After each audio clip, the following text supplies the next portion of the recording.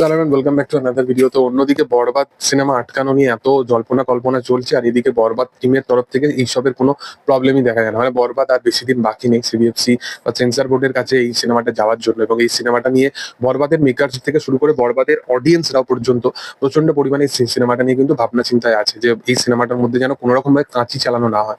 এর পিছনে রিজনটা তোমরা সকলেই জানো, এবং অলরেডি গতকালকে তোমরা বুঝেও গেছো যে শাকিব খানের যে ক্যারেক্টারটা, যে নিঃশ্বাস বলে যে গানটা আছে, সেখানে সেই ক্যারেক্টারটা কতটা পরিমাণে মানে একটা আলাদা রকম, সে একটা বলতে পারো যে সেটা আলাদা রকম ভাইব দেওয়ার চেষ্টা করছে, বা আলাদা রকম সে তার যে বডি ল্যাঙ্গুয়েজটা, তার সমস্ত কিছু যেন একটু অন্যরকম, একটা পাগলের মতো মানে সে নিজেকে এক্সপ্রেস করতে চাইছে। তো এইরকম কাইন্ড অফ জিনিস কিন্তু বরবাদের টিমরা তাকে দেখাতে চাইছে যে শাকিব খান এখানে কিরকম পারফর্মার, মানে কিরকম ভাবে সে আলাদা আলাদা জনারকে প্রেজেন্ট করার চেষ্টা করেছে। সে রোম্যান্সে দ্বিধার মতো একটা রোম্যান্স কাজটাও দুর্দান্ত, রেজফুল কাজে তো ব্যাপক, সে মারতে যাচ্ছে সেরকম একটা কাজ, ফাদার সানের ব্যাপার আছে, এবং এখানে আবার ক্যারেক্টারটা কিন্তু একটা মানে একজনের কাছে আবার পুরোপুরি দমে যাচ্ছে। তো এইরকম কাইন্ড অফ কাজ হতে চলেছে বরবাদ সিনেমাটা।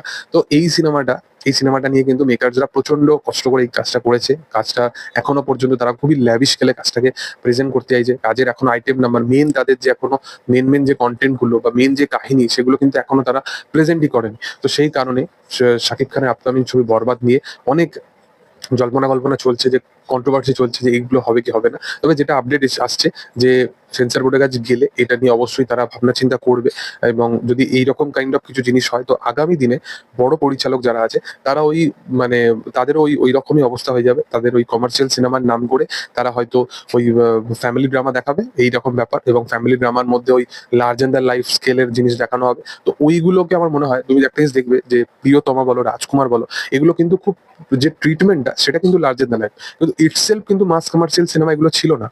তো সেই কারণে যদি একদম out and out mass commercial cinema যদি বিচার করতে হয়, তাহলে তুমি তুফানকে বলতে পারো, বরবাদকে বলতে পারো, এইগুলোকে বলতে পারো, বা আগামী দিনে তাণ্ডবকে বলতে পারো। তো এই সিনেমাগুলোর উপর কিন্তু বেশি ব্যবসা হয়, এই সিনেমাগুলো চললে ইন্ডাস্ট্রির বেশি গ্রোথ হয়। তো সেই কারণে শুধুমাত্র এটা সাকিব খানের জন্য না, এটা পুরোপুরি ইন্ডাস্ট্রির জন্য একটা বেটার কিছু হতে চলেছে। তো আমার মনে হয় যে এই সিনেমাটাকে অবশ্যই সুযোগ দেওয়া উচিত। এবার তারা যেটা ডিসিশন নেবে এটাই হচ্ছে ব্যাপার। তোমাদের কি বক্তব্য? তোমাদের মধ্যে কি হওয়া উচিত না হওয়া উচিত সেটা তোমরা অবশ্যই কমেন্টে জানাতে পারো। ভিডিও যদি ভালো লেগে থাকে অবশ্যই তোমরা লাইক শেয়ার সাবস্ক্রাইবটা করে দিও। Thank you all, by.